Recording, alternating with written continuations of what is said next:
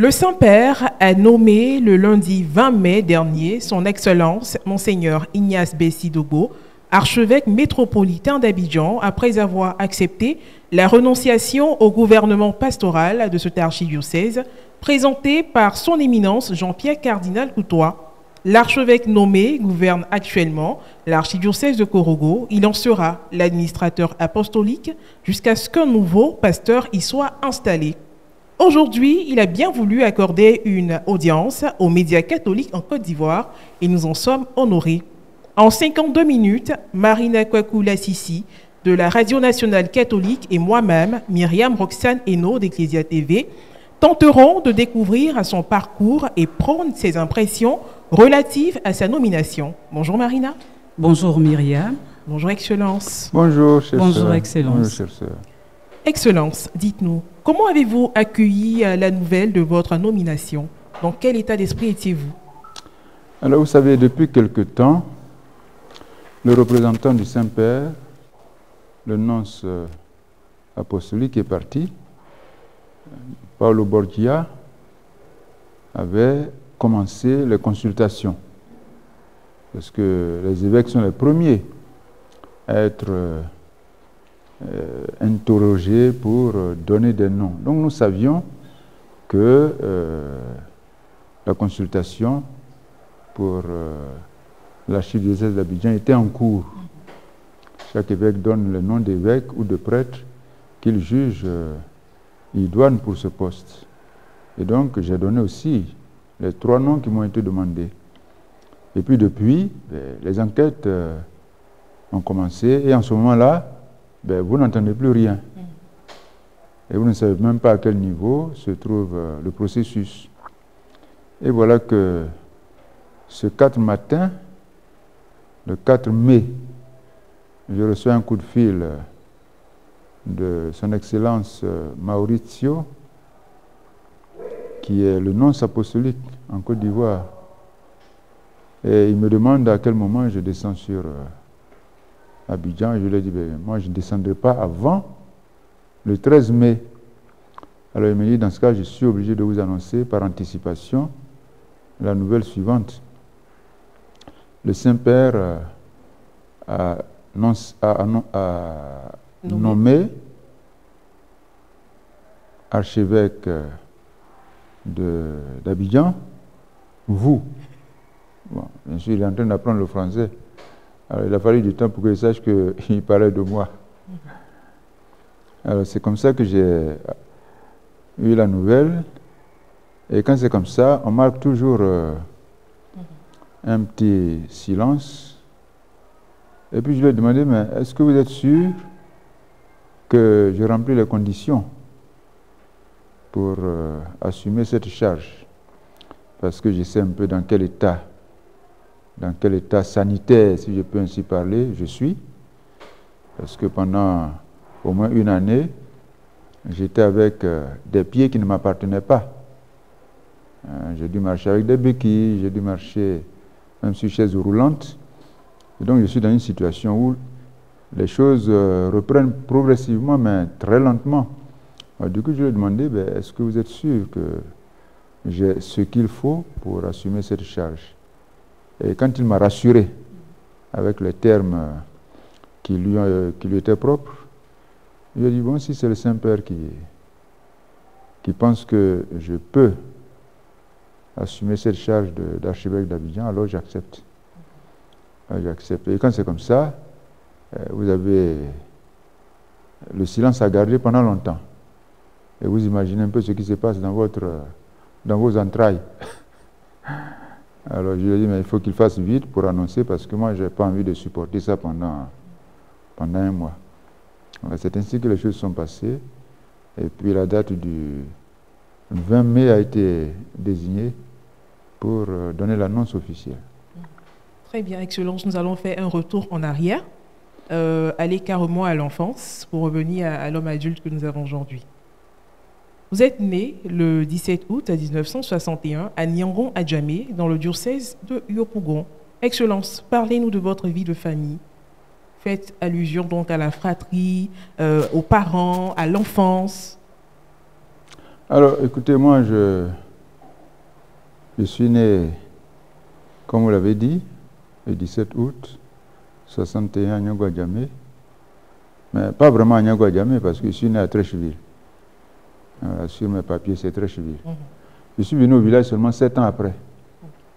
Si bien que je connais plus... la première langue que j'ai apprise, c'est pas l'ébrié. Il semble même que je parlais moré, djoula, tout ça, parce que là où on vivait, c'était un mélange à Trécheville, autour du grand marché de Trécheville. Donc c'est là que je suis né, à Trécheville, et j'y suis resté 7 ans.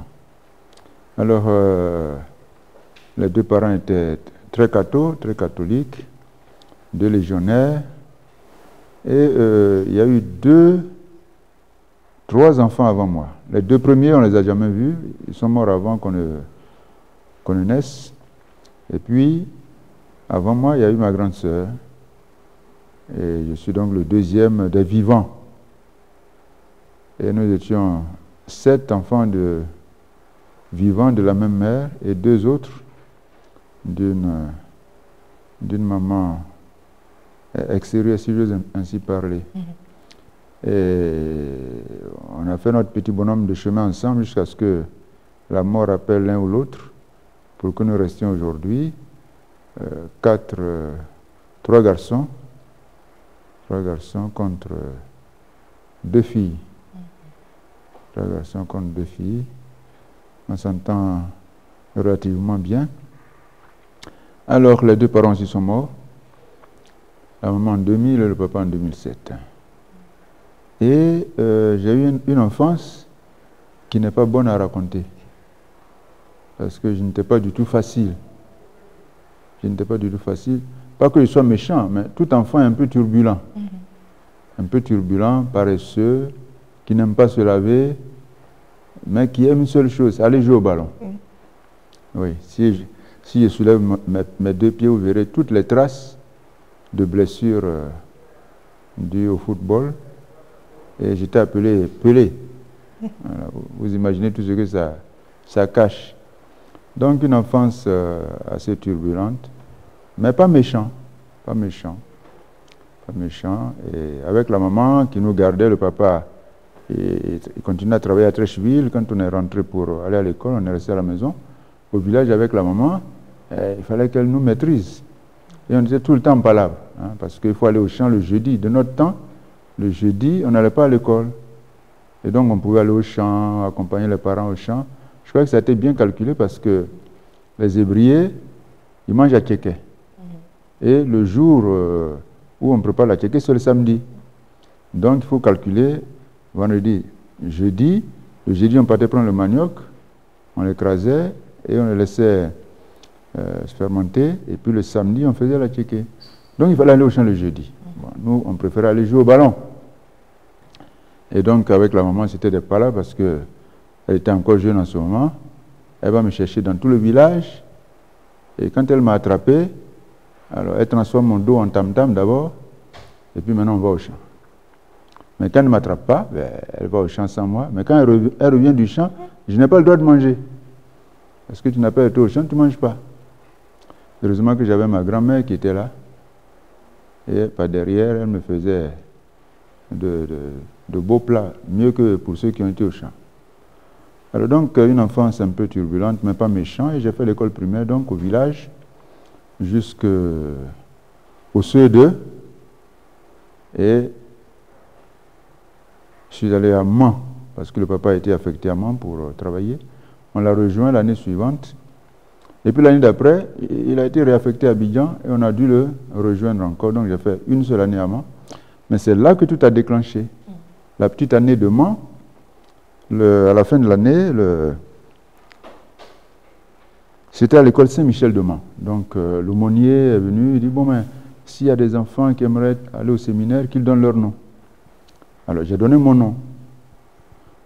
Mais du fait que le papa retournait au pays, à Abidjan, j'ai dû tout abandonner pour repartir. Et alors j'ai oublié tout ce qu'on appelle vocation, entrer au séminaire et tout ça. Et je suis devenu le pire voyou du village. Alors ma maman, chaque fois, elle me rappelle, elle dit, mais toi, tu faisais vent de cœur. Tu faisais vent de cœur à Mans. Et tu étais enfant de cœur. Tu faisais vent de cœur à Mans. Maintenant, tu es venu ici, tu ne vas pas à l'église, hein, tu fais n'importe quoi. Et puis, chemin faisant, on est allé au collège du plateau. Et là, en 4e, la vocation est revenue. La vocation est revenue et j'ai dû faire un peu de catéchuménat des jeunes avec quelqu'un que j'ai reconnu seulement plus tard. Alors, donc un prêtre qui était à Saint-Paul. Et il me faisait le catéchuménat des jeunes. On était 2, il y avait moi et une jeune fille. Et puis, à la fin de la classe de 4e, j'ai dit non, il faut que je rentre au séminaire. Alors il y avait mes amis, mes condisciples là, ils se sont mis à rire, ils disent mais ça là, c'est la conversion de Saint-Paul. Parce qu'au plateau là-bas, au collège du plateau, il y avait des magasins. Les noms ont changé. Avant il y avait Score, il y avait Monoprix. Alors je crois que ça devait être le Score qui était proche du collège du plateau. Et donc quand on rentrait dedans, en ce temps-là il n'y avait pas les caméras. C'est ça. Hein, de surveillance. De surveillance là, pour attraper les petits voyous. Alors nous on entrait, et puis avec notre morceau de pain, et comme sur les étals, il y avait des arachides, il y avait machin, alors on se promène à l'intérieur, et on mange notre pain avec les arachides qui étaient là, et puis quand on finit on sort. Alors quand j'ai dit que j'ai rentré au séminaire, ils ont dit mais ça c'est la conversion de Saint-Paul. Et quelle a été la réaction de vos parents Non, les parents, c'est de bons catholiques.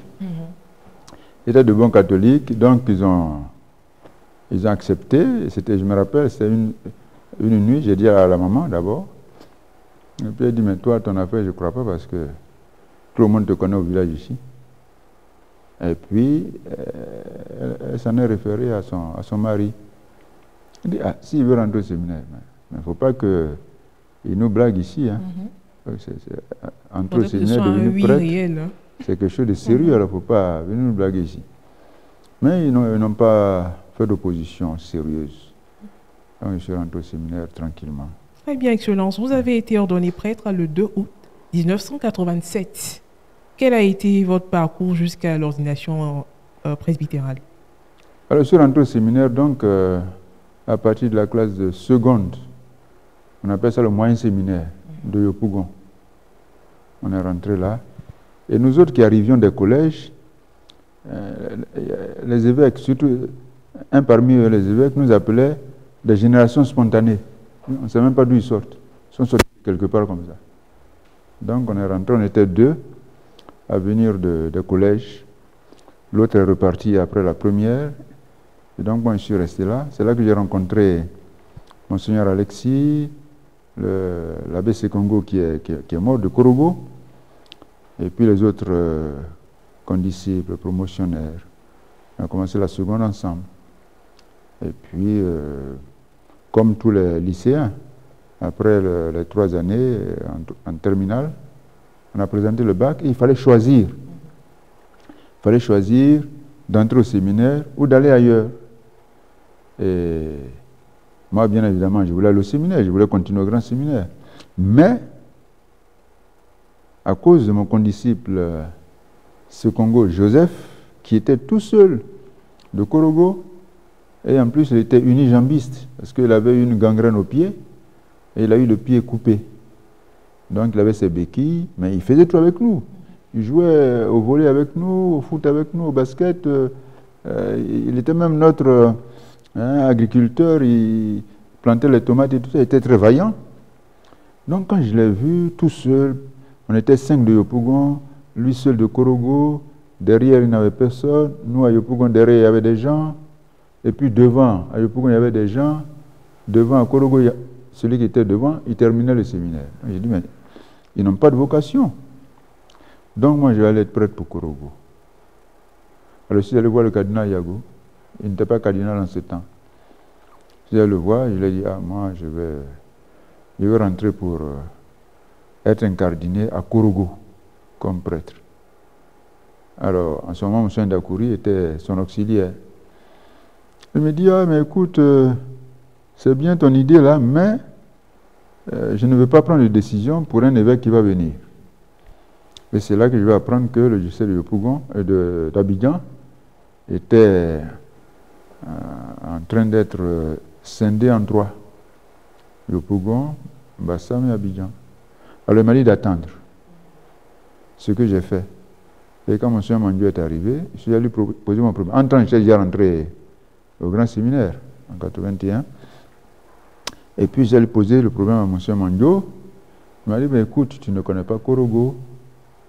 Incardine-toi à Yopougon.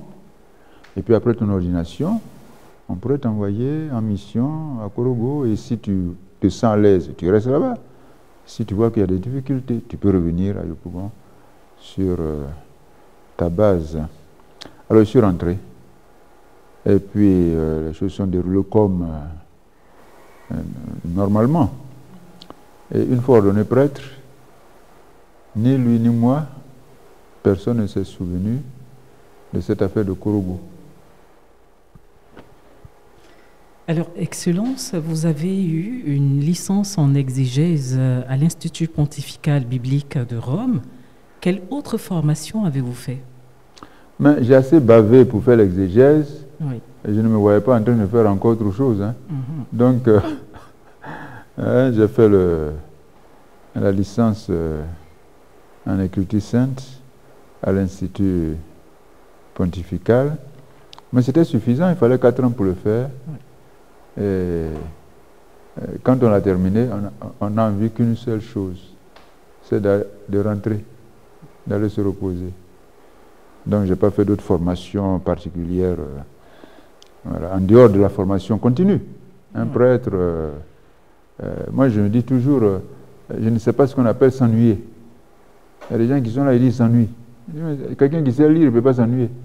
Donc en dehors de l'Institut biblique, il y a la formation habituelle, je fais des lectures, je ne suis pas un grand lecteur, mais je lis quand même de temps en temps. C'est ce que j'ai fait, je n'ai pas fait d'autres formations. Voilà. Oui. Alors, vous le disiez tout à l'heure, vous avez fait 4 ans de formation, justement. Comment avez-vous vécu vos années de formation hors du territoire ivoirien? Ah oui, ça, j'ai bavé. Hein. J'ai bavé au point que j'ai attrapé des ulcères. Mais ce que je dis là, vous ne pouvez pas comprendre. Les prêtres, ils peuvent comprendre. Parce qu'ils savent ce qu'on appelle faire les études d'écriture sainte. Il faut apprendre des langues qui après ne servent pas. L'hébreu, le grec, l'araméen, parfois même l'arabe. Hein. Donc on apprend beaucoup de langues, de vieilles langues. On ne parle plus le latin et tout ça. Oui. Et ce n'est pas que ces langues soient si difficiles que ça. Mais c'est que tu es dans un cadre de 4 ans, tu dois terminer. Oui. Donc tu as 6 mois pour faire la propédeutique en grec et en hébreu, tu dois l'enregistrer en 6 mois. Si tu n'as pas 6 de moyenne sur 10, tu es éliminé. Et donc c'est ça qui fait que il y a le stress et on prend des ulcères quand on n'est pas assez intelligent, comme nous autres. Donc c'était une période où on a travaillé. On a travaillé, on s'est coupé de tout. Je me suis même... moi, j'étais un grand footballeur. Hein. Mais j'ai arrêté de jouer au football à cause des études, pour gagner du temps pour étudier. Mais j'ai eu tort parce que très rapidement, les ulcères m'ont fait comprendre que, attention, il faut retourner au sport. Et donc, on a continué, mal en bon an, ces 4 ans d'études, qu'on a réussi. Et quand j'ai fini à l'Institut biblique, je me suis dit à moi-même, j'ai dit, mais avec ce que j'ai vu là, je ne sais pas s'il y a une activité, une mission qu'on peut me confier que je ne pourrais pas faire. Oui. Parce que j'ai bavé, hein. Et c'est pas facile. Donc je suis sorti de là, sûr que, quel que soit le lieu où on me mettra pour une quelconque mission, rien ne pourra m'empêcher de la réussir. Donc voilà un peu l'ambiance de cette étude brève qui vous impose aussi de faire quand même un séjour en Israël. Parce qu'on étudie la Bible, il faut quand même savoir le lieu où Dieu s'est incarné, la révélation a été donnée, mise par écrit progressivement. Et donc, il fallait un séjour en Israël. Donc, tous les lieux qu'on visite quand on va en pèlerinage, on a visité tous ces lieux-là pendant 1 mois. Et je me rappelle bien que j'ai dû passer avec les autres condisciples un tunnel, mais très, très petit, on ne peut pas passer à deux. Mais quand j'y pense, je dis, mais jamais je ne referai cette expérience, parce que moi j'ai peur des trous. Et voilà qu'il fallait passer dans un trou. Il y avait de l'eau qui coulait, et on doit pas, celui qui est devant, il ne doit pas revenir en arrière, hein, parce que tu bloques tout le processus, tu risques d'étouffer les gens. Alors on a fait cela quand on était jeune. Mais après, je me dis, mais mon Dieu, moi je ne me mettrai plus jamais dans un tel trou, parce que j'ai peur des endroits fermés. Oui. Et donc on a vécu cela vraiment avec foi et détermination. Et grâce à Dieu, on s'en est tiré à bon compte. Oui. Alors parlons à présent des différents services rendus. Après votre ordination presbytérale, vous avez d'abord exercé votre ministère en paroisse de 1987 à 1989.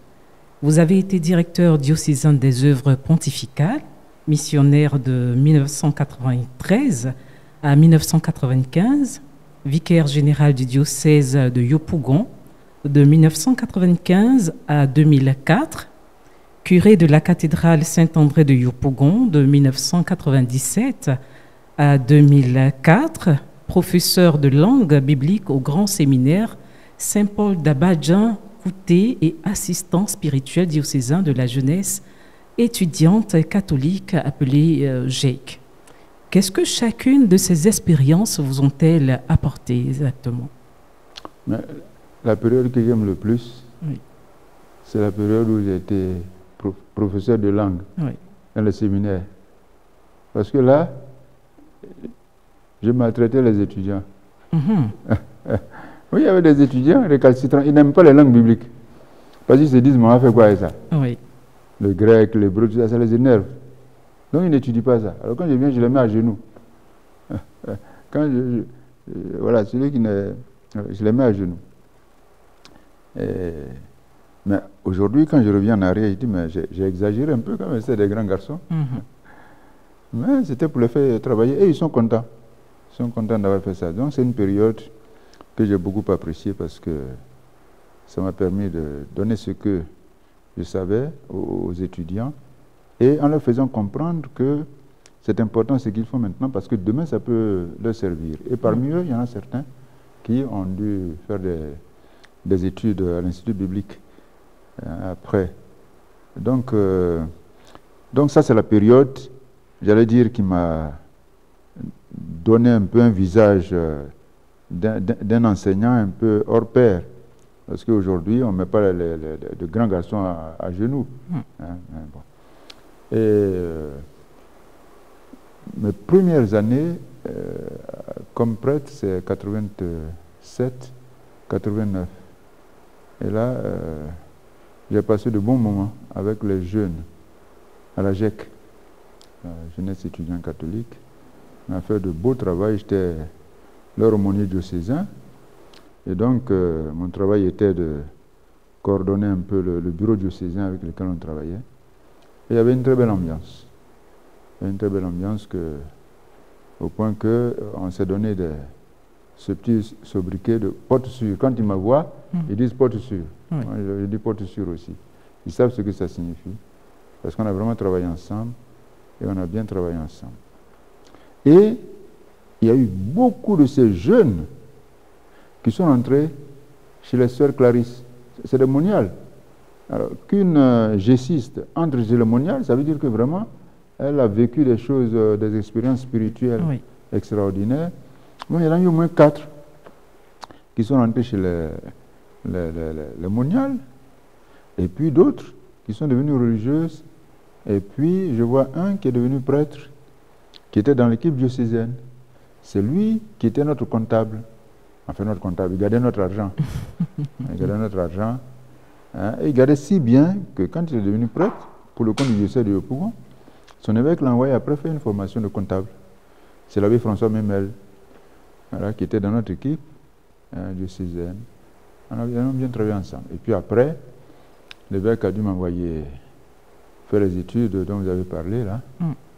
4 ans, et je suis revenu sur la même paroisse. Sur la même paroisse. C'est d'ailleurs la seule paroisse que je connais, avant d'être devenu évêque. Je suis revenu sur la même paroisse à Saint-André. Et là, J'ai été vicaire dominical d'abord, ensuite vicaire général d'abord et curé à la fin. Et comme curé, alors là, ça a été aussi très intéressant parce que j'ai fatigué mes chrétiens. Tout ce que je fais aujourd'hui là, par rapport à l'argent là, j'ai commencé comme curé. Ah oui, je ne laissais pas mes chrétiens respirer. Je ne les laissais pas respirer. Je les ai vraiment fatigués pour qu'ils donnent l'argent pour la vie de l'Église. Parce qu'à côté, dans le même quartier, Yopougon, il y avait nos frères méthodistes. Quand je vais là-bas pour une cérémonie, mais quand ils font une quête, tu n'entends aucun bruit. Alors, dans le même quartier, qu'on appelle Sikoji le Tour, chez les catholiques, je vais vous dire, je suis arrivé curé, la première quête a donné 300 000. 300 000, ça fait beaucoup d'argent, non? Mais en réalité, ça fait très peu d'argent. Parce que c'est 6 000 personnes qui donnent 300 000. Ça veut dire que chacun donne 50 francs. Alors quand je les ai comptés, que j'ai vu ça, je leur ai dit, mais voyez, vous donnez 300 000, vous pensez que c'est de l'argent, mais en réalité, c'est rien. Le dimanche qui a suivi, ils sont passés à 600 000. Et ainsi de suite. Je suis resté curé 4 ou 5 ans. Quand je partais, ils étaient à 1 250 000. Donc, vraiment, ça a été une période d'une expérience enrichissante, mais en même temps où j'ai acquis les armes de chercheur d'argent pour l'Église. Oui. Vous avez été nommé évêque du diocèse de Katiola et avez reçu la consécration épiscopale le 4 juillet suivant. Quel souvenir gardez-vous de ces moments importants de votre vie? C'est le 12 mai qui est dans ma tête. Je peux me tromper. Et, vous savez, il y avait la rébellion. La Côte d'Ivoire a été coupée en deux. J'étais dans ma paroisse, tranquillement. Et puis, l'annonciature m'appelle. J'étais en tournée, chez le vicaire général, donc de temps en temps. L'évêque m'envoyait à l'intérieur du diocèse. Donc, on m'appelle l'annonciature. On dit, mais où êtes-vous? J'ai dit, mais je suis à l'intérieur du diocèse. Il dit, ah, mais il faut que vous arriviez à l'annonciature avant midi. Bon, j'ai dit, bon. J'étais à Bessedi. Bessedi, on peut y arriver. Donc, j'arrive à l'annonciature. Et puis, le nonce Zenari, oui. Zenari. Il me reçoit et il est debout. Et puis, je suis assis, il arrive, il dit, bon, voilà, le Saint-Père vient de vous nommer évêque de Katiola. Qu'est-ce que vous en dites? Alors j'étais assis, je me suis bien assis d'abord. Et puis je pense à Katiola, avec la rébellion. Alors je lui ai dit, mais est-ce que je peux prendre le temps de réfléchir, de demander avis? Il dit, non, vous n'avez pas le droit de demander avis à quelqu'un, sauf à votre directeur spirituel si vous voulez, mais on ne doit pas parler à quelqu'un d'autre. Bon, il m'a accordé les 2 jours et j'allais demander l'avis de mon directeur spirituel. Il m'a dit, non, tu peux faire ça. Tu peux faire ça. Donc j'ai dit, bon, si lui pense que je peux le faire, ben, je vais donner mon accord. C'est ainsi que j'ai donné mon accord pour être évêque de Katiola. Et il a dit, bon, on ne peut pas annoncer maintenant parce que tu as une activité avec des jeunes, ça risque de tout perturber. Donc on a attendu que cette activité-là s'achève. Et les jeunes qui ont des yeux, ils ont dit qu'il y avait quelque chose qui n'était pas clair. Parce qu'après, quand ils ont entendu l'annonce, ils ont dit, ah, on comprend pourquoi. Tu étais bizarre. Voilà, donc c'était un peu ça. J'ai accepté cette mission avec beaucoup d'émotion, beaucoup d'appréhension, sans penser à Kourougou, parce que j'avais oublié Kourougou. Mais c'est après, quand je suis arrivé à Katiola, j'ai dit, mais tiens, Kourougou n'est pas très loin. Ouais. Vous avez été président de la conférence épiscopale ivoirienne. Que retenez-vous de cette expérience? de 2017 à 2023. Donc j'ai été fait président de la conférence en mai 2017, parce qu'on fait 2 mandats de 3 ans. On fait 6 ans seulement. Et ces 6 ans-là sont longues. Donc 2017, à Kodjobwe, j'ai été élu président de la conférence. Et j'ai fini en 2023. Alors vous savez, moi j'ai toujours la conviction que l'Esprit de Dieu nous devance dans ce que nous faisons. Parfois on pense que... Oui, je n'ai jamais aimé ce qu'on appelle les plans stratégiques là. Je n'ai jamais aimé ça. Parce que quand ça avait commencé, c'était un peu la mode, il fallait faire les passes, plans d'action stratégique. Et il fallait dépenser l'argent pour ça. Il dit, mais moi je suis assis dans mon bureau, j'ai fait mon plan, je n'ai même pas besoin d'aller dépenser l'argent pour ça. Donc je n'aimais pas ça. Alors quand j'ai été élu président de la conférence, la première réaction que j'ai eue, c'est de dire à mes confrères, écoutez, il faut qu'on se retrouve en octobre pour faire le plan stratégique de la conférence, pour dégager la vision de la conférence et faire le plan stratégique. Alors, un évêque qui me connaissait et qui savait que j'avais en haine le plan d'action stratégique, c'est Monseigneur Salomon de Yopougon.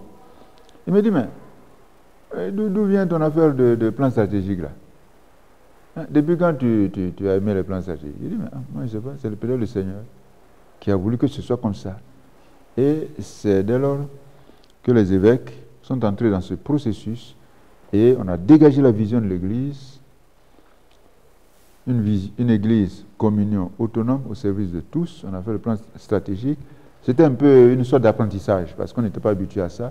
Donc on a appris, mais on a quand même travaillé à partir de cette vision. À partir de cette vision qui a connu l'adhésion des confrères.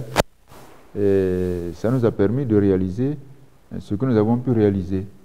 C'est parce qu'on avait une vision, celle d'être une église communion autonome.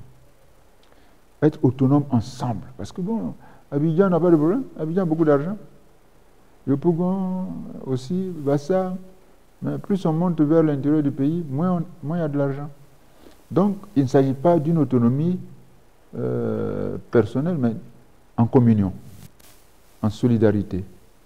Et ça, c'est la vision qu'on s'est donnée à partir de 2017 qui a vraiment poussé les évêques à se mettre ensemble, à continuer de se mettre ensemble pour obtenir les résultats qu'on a connus pendant cette période. Excellence, à partir de 2017, vous avez été l'administrateur apostolique de l'archidiocèse de Korogo, avant d'en devenir l'archevêque métropolitain en 2021. Seulement 3 ans après, vous êtes nommé pour gouverner la province ecclésiastique d'Abidjan. À l'occasion de l'annonce de la nouvelle au presbytérium d'Abidjan, vous n'avez pas caché votre attachement à l'archidiocèse de Korogo. Déjà, au cours de cet entretien, vous avez eu à nous dire quand même l'origine, le soutien à un confrère, à un condisciple d'antan, et après, les choses sont passées.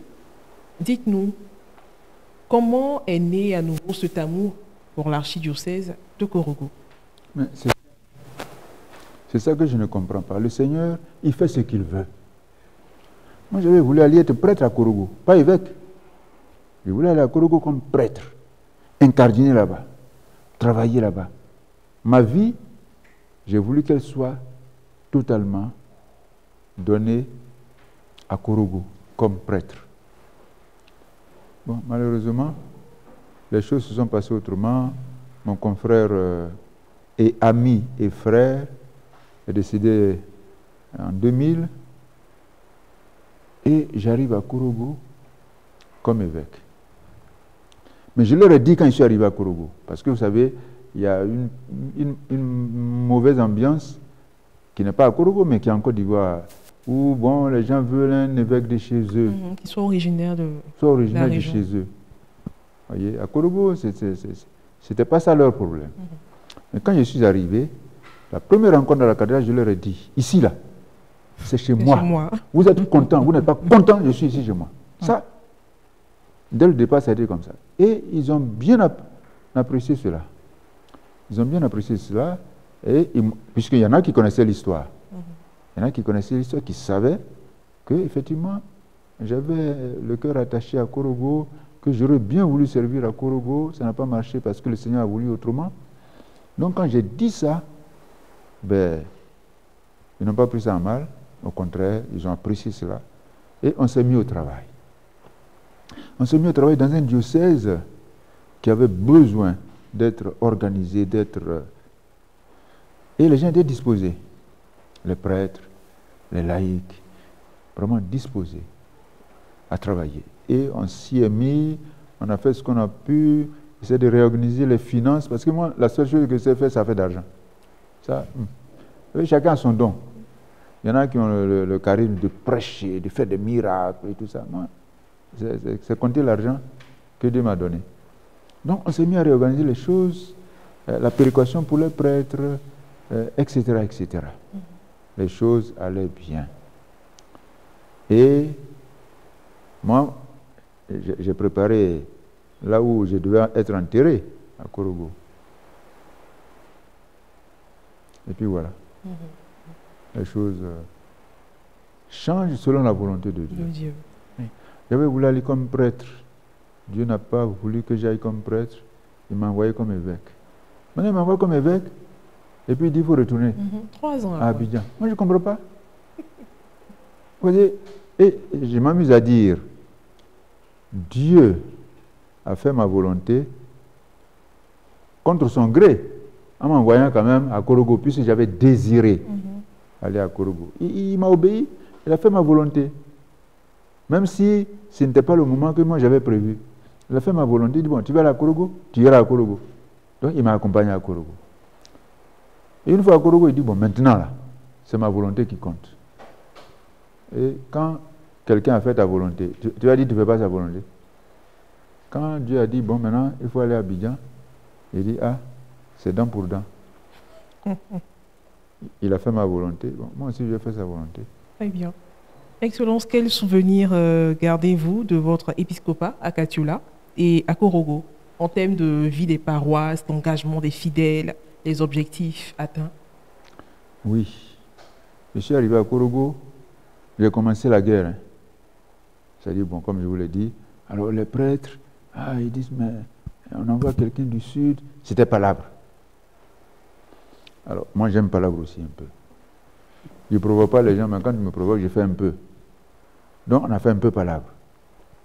Avant même que je ne sois ordonné, hein, parce qu'il y en a qui disaient, mais pourquoi il veut être ordonné à Abidjan?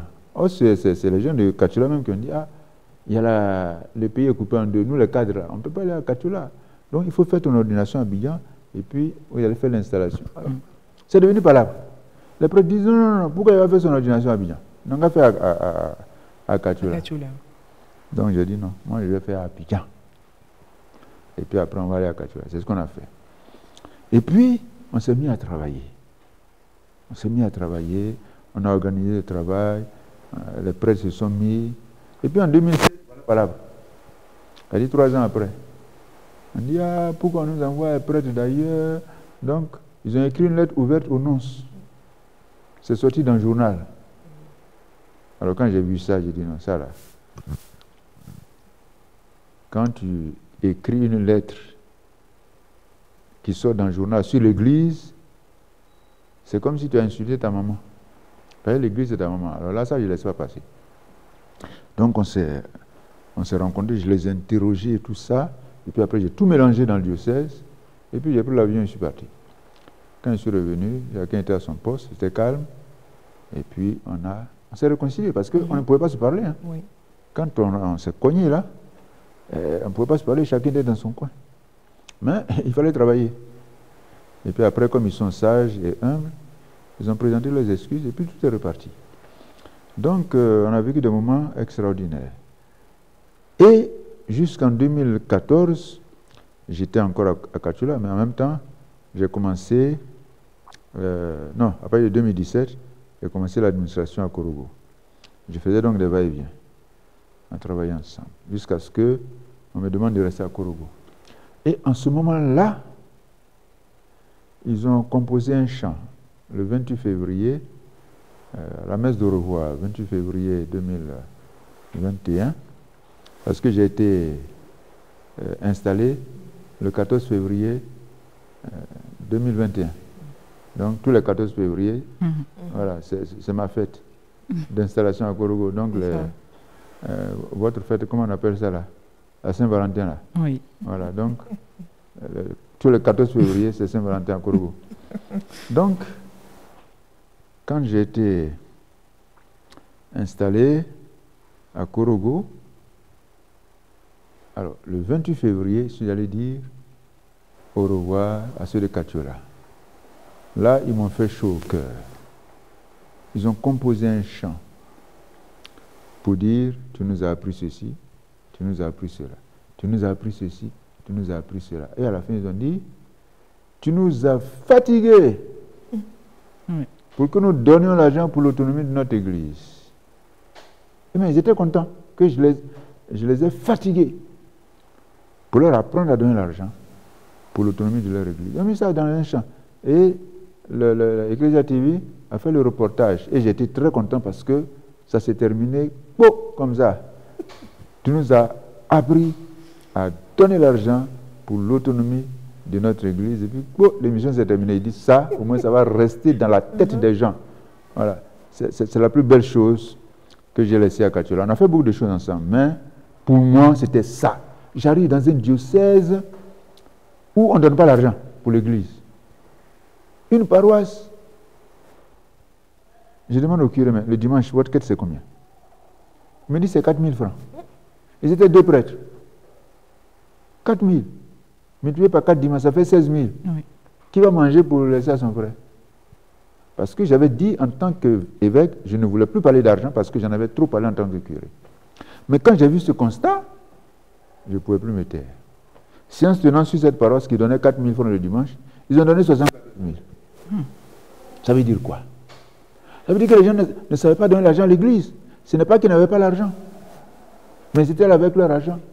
Mais ils pensent que l'église n'avait pas besoin de leur argent. Et dès cet instant-là, tout mon épiscopat à Katiola, ça a été un épiscopat à la recherche d'argent pour chauffer les gens pour qu'ils donnent l'argent, inventer des systèmes pour que les gens donnent l'argent, et ils l'ont fait. Quand je suis arrivé à Korogo, ça a été la même chose. Oui, c'est ce que je sais faire. Puisque nous parlons de la vie de l'Église, dites-nous, quel est votre regard sur l'Église catholique en Côte d'Ivoire aujourd'hui? L'Église catholique en Côte d'Ivoire aujourd'hui est une Église en marche. Une Église en marche. Elle continue sa marche. Il y a eu la période des missionnaires qui ont fait beaucoup de choses. Les missionnaires, ils étaient là avec de grands moyens. Ils ont mis en route le mouvement d'action catholique. Moi, ma vocation a été entretenue par un missionnaire marianiste qui était à Notre-Dame d'Afrique de Biétry. Mais il y avait des moyens, c'était dans le Grand Abidjan. Oui. Il y avait des moyens, et donc la vie spirituelle, la vie pastorale, la vie, les mouvements, ça bougeait. La JOC, la JAC, la GEC, les CVAV, les scouts et tout ça. Les missionnaires ont fait beaucoup et ont passé la main aux prêtres locaux qui continuent à faire le travail avec des moyens de bord. Ça on n'a pas les mêmes moyens. On n'a pas les mêmes moyens. Je me rappelle, cela m'a été raconté à Katiola, il y avait sur une paroisse qu'on appelle Tafiré, mais quand il y avait un événement dans un village, le curé, il mettait tous les chrétiens qui voulaient se déplacer dans sa bâchée, et puis les gens étaient partis. Ils étaient heureux d'y aller. Mais une fois partis, ce missionnaire, aucune activité de ce genre ne marchait, parce qu'il fallait payer son transport. Alors les gens n'y allaient pas. Donc aujourd'hui, 100 ans après, le relais nous a été passé, et c'est à nous de continuer le travail. Et nous le faisons assez bien. Nous le faisons assez bien, il y a de plus en plus de prêtres, de jeunes prêtres, qui font ce qu'ils peuvent pour que la mission avance. Et ce qu'on ne connaissait pas avant, et que nous connaissons maintenant, c'est les communautés nouvelles. Les communautés nouvelles qui sont de plus en plus présentes. et qui travaillent aux côtés des prêtres pour faire avancer l'évangile. Et donc, je pense que cela, il faut purifier cela, orienter cela dans le sens de l'Église, pour que nous restions catholiques, parce que souvent quand je rencontre la communauté nouvelle, je dis, soyez catholiques, c'est très important. Parce que la tendance est parfois de s'éloigner de la manière catholique de faire, parce qu'on pense que quand on est catholique, ça ne vaut rien. Non. Nous, on a été évangélisés, catholiques, par les missionnaires qui n'ont pas fait beaucoup de bruit. On a été évangélisés. Donc, ce n'est pas forcément en faisant du bruit ou en faisant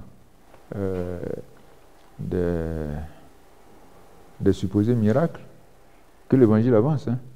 Et parfois, le témoignage quotidien. Donc, je pense que l'évangile continue. Notre Église est en marche.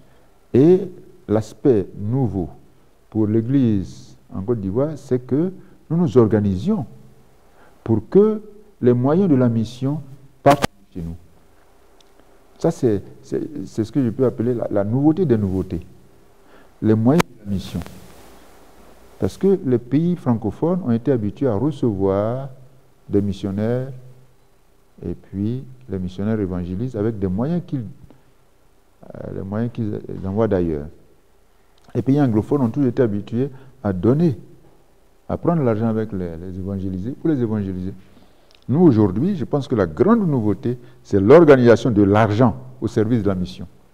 Et les évêques ont eu le nœud creux lorsqu'ils ont écrit une lettre pastorale sur l'argent dans la mission de l'Église en Côte d'Ivoire, pour montrer que la mission a besoin d'argent. Cet argent doit être géré opportunément avec la plus grande transparence pour qu'elle soit mise au service de l'Évangile dans notre Église. Donc je pense que l'Église est en marche, évolue bien avec des pasteurs dynamiques, avec des laïcs aussi qui aiment le Christ et qui vivent la mission à leur petit niveau. Excellence, au cours de vos travaux de la 125e Assemblée plénière, vous vous êtes certainement penché sur des questions ad extra, notamment la situation des déguerpis dans le district autonome d'Abidjan et l'analyse de la météo politique et sociale avec l'année électorale 2025. Qu'avez-vous proposé pour que l'Église continue de soutenir ces personnes vulnérables? Vous savez, ce que nous discutons dans nos assemblées, c'est à huis clos. C'est à huis clos et il y en a à qui il appartient de le faire connaître. Et je pense que le communiqué final, à l'issue de cette assemblée plénière, dévoilera aux yeux du peuple ce que les évêques ont fait. Effectivement, les évêques ont réfléchi sur la vie de l'Église à Dintra pour voir, comme toujours, les affectations dans les séminaires, comment organiser mieux l'enseignement dans les séminaires, bien voilà, les mouvements, la posture de laïque. Vous savez que le laïcat est vraiment un mouvement à travers le Conseil national du laïcat. Donc on s'est penché sur toutes ces questions, et puis d'autres questions d'ordre économique aussi. Et puis les questions relatives à la vie politique. L'Église vit dans le siècle, il vit dans la société. L'Église n'est pas suspendue entre ciel et terre. L'Église est sur la terre, en marche dans la synodalité vers l'éternité, mais marche sur la terre des vivants. Donc, tout ce qui regarde la vie de l'homme regarde l'Église. Et donc, nous y avons travaillé, on a pensé au déguerpis. L'Église a été au cœur de l'action pour soutenir le déguerpis. À travers la pastorale sociale. À travers la pastorale sociale, qu'on connaît sous le thème de Caritas, l'Église était là. Et l'Église sera toujours là où l'homme a besoin de son aide. Donc l'Église y a travaillé, on y a réfléchi pour voir comment continuer à accompagner les familles, parce que c'est vrai qu'on ne fait plus de bruit autour de la question, mais il y a des familles qui ont besoin d'être soutenues et l'Église continuera son travail. 2025, c'est l'année électorale. On y a pensé, on y a réfléchi pour dire que les élections, ce n'est pas la guerre. Les élections, ce n'est pas la guerre. Il faut que les Africains sortent de cette hantise, cette fatalité. Cette fatalité des élections violentes. Les élections, il y a plusieurs candidats. Je vais choisir un. Est-ce qu'on ne fait pas là pour ça? Ah, mais je ne fais pas là pour ça. Donc, je pense que 2025 arrive. Il faut que les Ivoiriens, comme tous les autres Africains, mûrissent dans leur vie politique. La vie politique, c'est pour faire du bien. On entre en politique pour faire du bien à quelqu'un. On n'entre pas en politique pour faire du mal à quelqu'un. On entre en politique pour aider les gens à mieux vivre. On n'entre pas en politique pour aider les gens à mourir. Donc je pense que chaque Ivoirien, chaque candidat aux élections, chaque personne qui s'intéresse à la vie politique se dise « Je viens pour servir mes frères et non pour me servir. Je viens pour permettre à mes frères de vivre et non pour les aider à mourir prématurément. » Et qu'on dégage toutes les injustices, toutes les situations qui peuvent conduire à des violences inutiles. Des violences inutiles. Alors, Excellence, quelles seront vos priorités de gouvernance dans l'archidiocèse d'Abidjan? Mais vous pouvez deviner. Dites-nous. Vous pouvez deviner. Hein? Vous me connaissez?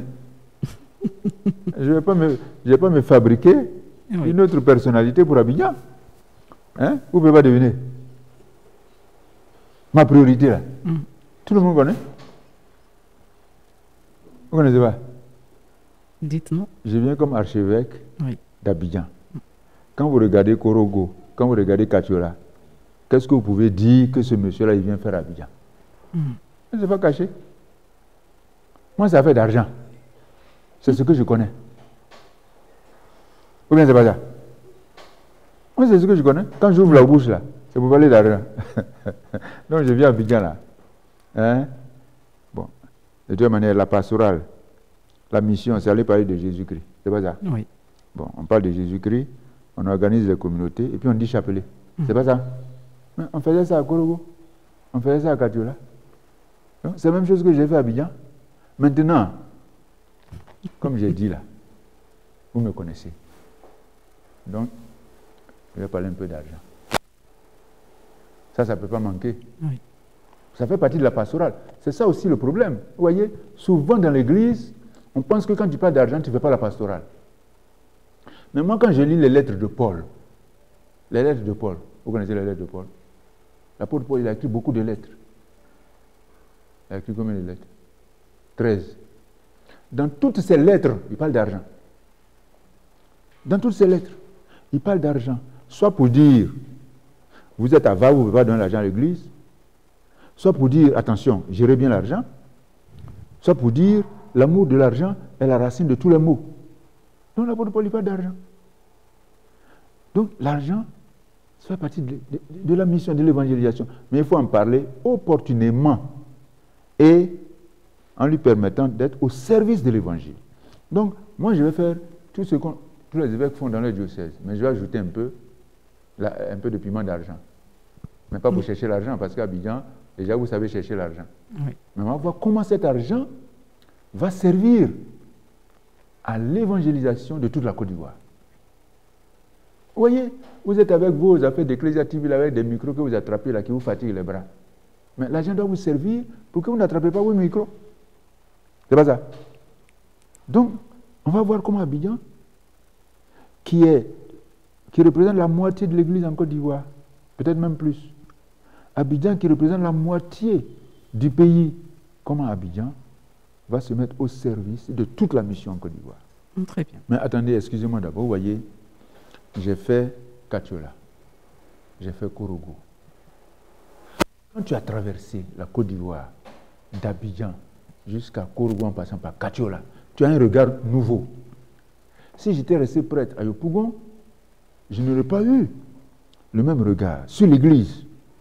Mais du fait que je suis allé à Katiola, j'ai vu dans les villages les difficultés. Moi, quand j'arrivais à Katiola, je suis parti de Yopougon. Ma paroisse, en 1998, avait 6000 pratiquants de dimanche.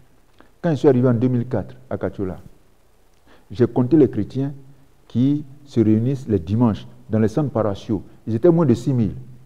Ça veut dire quoi? Ça veut dire que je venais de quitter une paroisse qui a elle seule dépassé un diocèse. N'en parlons pas en matière de budget. Le budget de la paroisse que je venais de quitter était 2 fois le budget de mon diocèse. Vous comprenez? J'arrive à Korogo, c'est le même scénario. Donc quand tu as vu ça, tu es venu t'asseoir à Abidjan et puis tu as dormi. N'en déplaise aux gens d'Abidjan, mais Abidjan va se mettre au service de toute l'église en Côte d'Ivoire. Oui. Il y a des évêques qui m'ont lancé des flèches, mais je vais leur répondre en son temps. Mais ils ont raison. Ils ont dit Abidjan doit être la locomotive. Mais Abidjan l'est déjà, comme locomotive. Quand on voit le Fonds national catholique, tout ça, Abidjan doit être la locomotive. Voilà. Mais la locomotive, ça entraîne des trains. Voilà. Si la locomotive s'en va et puis il n'y a pas de train qui est attaché, la locomotive ne sert à rien. Donc, pour dire un peu l'orientation de mon cœur par rapport à la pastorale à Abidjan. Si le Seigneur m'en donne la force, ce qu'Abidjan fait déjà comme locomotive, elle devra le faire encore plus et de manière claire et transparente au service de la mission en Côte d'Ivoire, pour porter toute la mission de l'Église en Côte d'Ivoire. Excellence, pour terminer, un mot sur le cinquantenaire de la conférence épiscopale ivoirienne. Alors, on est un peu en retard, hein, parce que le cinquantenaire, c'est depuis 2000 combien là? 23, non? 2023. Nous sommes en 2024. En 24, et puis on va célébrer ça en 25 en définitive. Mais peu importe. Le plus important, c'est de prendre conscience que la conférence, pendant 50 ans, les évêques se sont mis ensemble pour réfléchir la mission, pour chercher les moyens de la mission et pour poursuivre la mission. Et c'est important de s'arrêter à un moment donné pour vivre cet événement, pour voir d'où on est parti et où on est arrivé et où on va. Où on va. Vous voyez, quand on prend au niveau des infrastructures seulement, parce qu'au niveau de la pastorale, tout le monde fait bien les choses, hein, mais prenons au niveau des infrastructures. Notre conférence, bon, moi j'exagère toujours un peu, mais au niveau des infrastructures, notre conférence est minable. Moi, je suis allé dans un pays voisin, mais j'ai vu leur siège, c'est 3 immeubles R+4, le siège. Les autres pays, je ne connais pas, mais l'écho qui me vient, c'est que c'est encore plus grave. Mais nous, on a un siège et qui n'en est pas un. C'est un appartement d'une famille. Vous voyez? Donc la conférence doit faire une lecture d'où elle vient, à quel niveau elle est et où elle veut aller. Donc en même temps qu'elle fait ce parcours, ce n'est pas seulement sur le plan des infrastructures, mais aussi sur le plan de l'évangélisation. Comment la conférence, en tant que structure de communion, aide l'Église à avancer dans l'évangélisation et aidera l'Église à avancer encore plus loin dans l'annonce de l'Évangile. Je pense que c'est important qu'on s'y arrête à l'occasion de ce cinquantenaire pour que demain soit plus radieux. Et je pense que demain sera plus radieux parce que je vois des prêtres chargés des médias qui s'investissent pour que le peuple de Dieu soit sensibilisé à ce que demain l'Église soit plus radieuse. Et je vois des laïcs, journalistes et techniciens qui y travaillent et qui y croient.